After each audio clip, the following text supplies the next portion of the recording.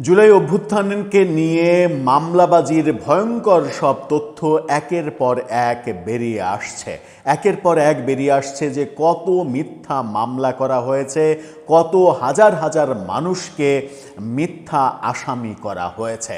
এক শেখ হাসিনার বিরুদ্ধেই যত মিথ্যা মামলার ফিরিস্তি আসছে, পরকীয়ার জেরে কেউ একজন মারা গেছে সেই অভিযোগে শেখ হাসিনাকে এক নাম্বার আসামি করে মামলা করা হয়েছে। পাওনাদারের টাকা যেন দেওয়া না লাগে এই কারণে ছেলেকে জুলাই যোদ্ধা সাজিয়ে পাওনাদারকে শায়েস্তা করতে, বউয়ের আত্মীয় স্বজনকে শায়েস্তা করতে মামলা করার জন্য সেখানে শেখ হাসিনাকে প্রধান আসামি করা হয়েছে। এবং সেটা কোনো বেসরকারি সংস্থার কিংবা গণমাধ্যমের বক্তব্য না, সেটা পুলিশ ব্যুরো অফ ইনভেস্টিগেশন পিবিআইয়ের তদন্ত। এটা সরকারি তদন্তে বেরিয়ে এসেছে। এর আগে আদালতে হওয়া হাজারো মামলা নিয়ে পিবিআইয়ের প্রতিবেদন আমরা দেখেছিলাম, যেখানে পিবিআই বলেছিল যে 60% মামলাই হচ্ছে পুরো ভুয়া মামলা, বাকি 40% মামলার 90% আসামি হচ্ছে ভুয়া আসামি। এবার পিবিআইয়ের আরেকটা তদন্তে উঠে এসেছে, আদালতে হওয়া বেশ কিছু মামলা তদন্ত করতে গিয়ে তারা দেখেছে যে অন্তত সেখানে 14টি পুরো ভুয়া মামলা আছে। এবং আরও ভয়ঙ্কর কথা হচ্ছে, এই মামলাগুলোতে যত মামলার যেগুলো তদন্ত করেছে পিবিআই, 200-র কাছাকাছি মামলা তদন্ত করেছে, সেই মামলাগুলোতে আসামির সংখ্যা 6500-এর কাছাকাছি। সেখানে 5500-এর বেশি ভুয়া আসামির সন্ধান পেয়েছে পিবিআই। তার মানে চিন্তা করছেন যে কি পরিমাণ মামলা বাণিজ্য করেছে প্রফেসর ইউনূসের সরকার আর তার প্রধান সেনাপতি আসিফ নজরুল এবং তার সাঙ্গপাঙ্গরা। চলুন একটু জেনে দেখি নতুন কি তথ্য আসলো, কোন কোন ভুয়া মামলার ফিরিস্তি আসলো এবং সেগুলো কতটা হাসির কাণ্ড কারখানা তৈরি করতে পারে। থাকবেন পলিটিক্স টিভির নিয়মিত আয়োজনে।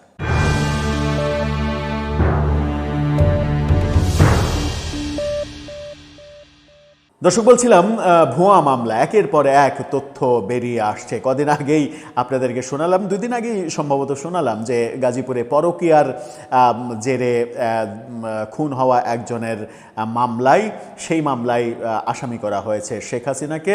শেখ হাসিনার পতন হয়েছে 5 আগস্টে। অক্টোবরের 2 তারিখে ঘটা সেই ঘটনাকে একবার মামলা 3 তারিখে করা, তারপরে আবার আরেকটা মামলা আদালতে গিয়ে করা, সেই মামলাতে আবার ঘটনার দিন 5 আগস্ট বর্ণনা করা, এই মেটিকুলাস ব্যাপারগুলো আমরা দেখেছি। এবার পিবিআই বলছে জার্মান গণমাধ্যম ডয়েচে ভেলে এই তথ্যটা বের করে এনেছে, বাংলাদেশের কোনো গণমাধ্যমে এই খবরটা আমার চোখে পড়েনি। জার্মানি এই গণমাধ্যম বলছে, তাদের শিরোনামটা দেখে নিন, তারা বলছে জুলাই গণ অভ্যুত্থানের সময়ের ঘটনার অন্তত 14টি ভুয়া মামলা, অর্থাৎ পিবিআই নতুন করে যে তথ্য জানিয়েছে যে আরও 14টি ভুয়া মামলা তারা পেয়েছে। এবং সেই খবর মানে ডিটেল জানতে গিয়ে দেখলাম যে ভয়ঙ্কর অবস্থা, মানে চিন্তাই করা যায় না যে কোন কোন অজুহাতে মামলা হয়েছে। গুলিবিদ্ধ হওয়ার মিথ্যা দাবি, জীবিত মানুষকে মৃত দেখানো সহ জুলাই গণঅভ্যুত্থানের সময় ঘটনায় দায়ের করা অন্তত 14টি নতুন ভুয়া মামলার সন্ধান পেয়েছে পিবিআই। ডয়েচে ভেলের প্রতিবেদনে, এই ডয়েচে ভেলের অনুসন্ধানে এটা উঠে এসেছে। পিবিআইয়ের এক তদন্তে দেখা গেছে 10ম শ্রেণীর এক শিক্ষার্থীকে গুলি করা হয়েছে। এমন অভিযোগে সিলেটের কোম্পানিগঞ্জে স্থানীয় রাজনৈতিক নেতাদের বিরুদ্ধে হত্যাচেষ্টা মামলা করা হয়েছে, করেছেন ওই শিক্ষার্থীর মা। কিন্তু তদন্ত করে জানা যায় যে অন্য এক জায়গায় সড়ক দুর্ঘটনায় আহত হয়েছিল সেই ছেলে। সড়ক দুর্ঘটনায় আহত হয়েছিল, সেখানে জুলাইয়ের হত্যাচেষ্টা মামলা করা হয়েছে। এই যে মহিলা মামলা করেছে, এই মহিলা কি নিজের মগজে মামলা করেছে, নাকি প্রফেসর ইউনূসের মেটিকুলাস যে ওই মব বাহিনী তৈরি হয়েছিল ওই 1.5 বছরে ওই বাহিনী মামলার ব্যবসা করার জন্য এই কাজ করিয়েছেন এবং তার ভাগ আসিফ নজরুলের কাছে এসেছে এবং প্রফেসর ইউনূসের কাছে এসেছে, গ্রামীণ ব্যাংকের অ্যাকাউন্টেও জমা হতে পারে, খোঁজখবর নিলে হয়তো পাওয়া যেতেও পারে। আরেকটা বলেছে, আরেকটা মামলায় একজন জীবিত ব্যক্তিকে মৃত দেখানো হয়।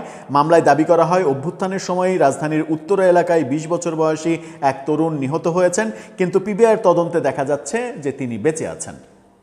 এই হচ্ছে অবস্থা। এই দুটি বিচ্ছিন্ন ঘটনা সহ পিবিআই সম্প্রতি 193টি মামলার তদন্ত করেছে। সেই তদন্তে 14টি পুরো ভুয়া মামলার ঘটনা এসেছে। 14টির মধ্যে 10টি হত্যার চেষ্টা মামলা, 3টি হামলা ও শারীরিক নির্যাতন এবং 1টি হত্যার অভিযোগে মামলা। এছাড়া আরও 10টি মামলা তদন্ত করতে গিয়ে পিবিআই অভিযোগের সপক্ষে কোনো প্রমাণ পায়নি। অর্থাৎ এই 14টা ভুয়া, আরও 10টার মানে তদন্তে এটার পক্ষে কোনো প্রমাণ খুঁজে পায়নি, যেটাকে পিবিআই ভুয়া বলছে না, কিন্তু কোনো প্রমাণ খুঁজে পায়নি। পিবিআই থেকে জানানো হয়েছে, আমরা বারবার অভিযোগগুলো যাচাই করে দেখেছি কিন্তু কোনো প্রমাণ পাইনি। এসব মামলায় চূড়ান্ত প্রতিবেদনে আসামিদের অব্যাহতি দিতে আদালতে আবেদন করেছি আমরা। 195টি সিআর মামলার মধ্যে এখন পর্যন্ত 113টির তদন্ত শেষ করেছে পিবিআই। 195টি তাদের হাতে যেগুলো এখন গিয়েছে তার মধ্যে 113টা তদন্ত করেছে। তার মধ্যে 89টা মামলার সত্যতা পেয়েছে, বাকিগুলোর সত্যতা পায়নি। 113টার মধ্যে 89টার সত্যতা পেলে 24টা মামলার কোনো সত্যতা পাওয়া যায়নি। 24টার মধ্যে 14টা ভুয়া মামলা আর 10টার পক্ষে কোনো প্রমাণ তারা ম্যানেজ করতে পারেনি, যে তথ্য একটু আগেই বললাম। এখানে যেটা বলা হচ্ছে যে মানে ক্ষতিপূরণ, মানে তিনি মানে এক অফিসার, পিবিআইয়ের এক অফিসার বলছেন যে তাদের ক্ষতিপূরণ হয়তো আমরা দিতে পারবো না, তবে দণ্ডবিধির 211 ধারার অধীনে আমরা ভুয়া মামলা দায়েরকারীদের বিরুদ্ধে আইনি ব্যবস্থা নেওয়ার জন্য আদালতে আবেদন করতে পারি। ভুয়া মামলার ক্ষেত্রে যে আবেদন, সেই আবেদন যদি পুলিশ না করে তাহলে এর মাত্রা বাংলাদেশে দিন দিন বাড়বে। ভুয়া মামলার ক্ষেত্রে যেটা বলা হয়েছে 2 থেকে 7 বছর পর্যন্ত সশ্রম কারাদণ্ড এবং জরিমানার বিধান রয়েছে। এগুলোর ব্যাপারে অবশ্যই এই মামলা যারা দায়ের করেছে তাদেরকে এইভাবে কারাগারে যদি প্রেরণ করা না হয় তাহলে বাংলাদেশে এই ভুয়া মামলা কোনো দিন বন্ধ হবে না। বাইক দুর্ঘটনা ঘটেছে অথচ গুলির দাবি করা হয়েছে। ঘটনাটা শোনেন। শিহাবের মা ফাতেমা আক্তার পারুল গত বছরের 21 নভেম্বর একটি হত্যা চেষ্টা মামলা করেন।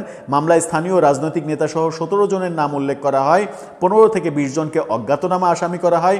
মামলার এজাহারে তিনি দাবি করেন 2024 সালের 4 আগস্ট কোম্পানিগঞ্জ উপজেলা পরিষদ কার্যালয়ে গেটের সামনে আসামিরা গুলি ও ককটেল ছুড়লে তার ছেলে শিহাব গুরুতর আহত হয়। কিন্তু পিবিআইয়ের তদন্তে উঠে এসেছে যে ওই দিন শিহাবের মোটরসাইকেলের সঙ্গে একটি ব্যাটারি চালিত অটোরিকশার সংঘর্ষ হয়েছিল এবং সেই সংঘর্ষের ফলে সে আহত হয়।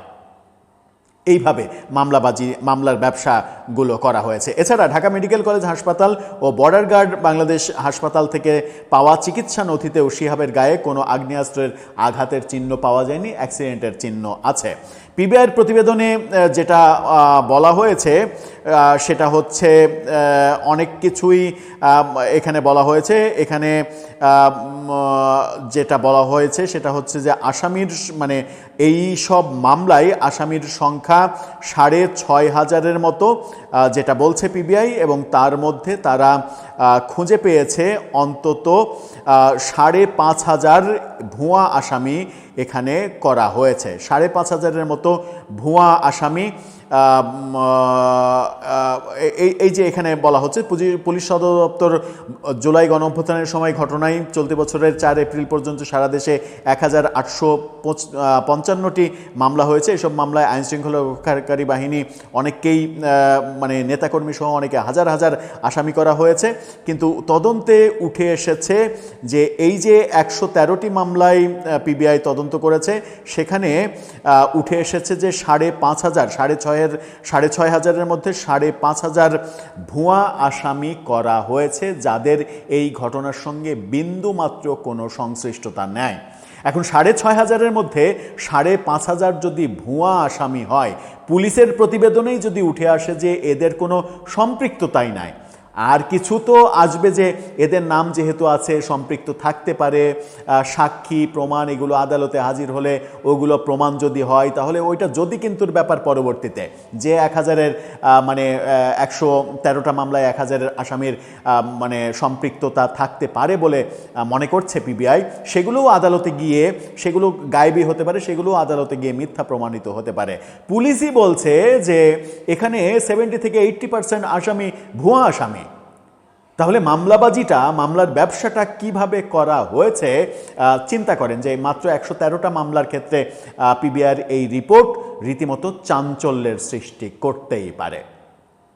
আপনি চিন্তা করতে পারছেন যে মোটরসাইকেল অ্যাক্সিডেন্ট করছে তাকে মানে জুলাই যোদ্ধা বানিয়ে দিয়েছে, তাকে গুলি করেছে, এটা করেছে, ওটা করেছে, এভাবে আসামি বানিয়ে ছেড়ে দিয়েছে। অবশ্য যে দেশে পরকীয়ার মামলায় শেখ হাসিনাকে আসামি করা যায় সে দেশে এই ঘটনা খুব একটা ব্যাপার নয়, এবং যে মায়েরা কিংবা বাবারা এই মামলাগুলো করেছেন, মামলার ব্যবসাগুলো করেছেন, তাদের মানবিকতার ব্যাপারগুলো কি একবারও কাজ করেনি যে নিজের ছেলেকে মিথ্যাভাবে উপস্থাপন করছেন, ছেলে মারা যায়নি কিন্তু বলছেন মারা গেছে?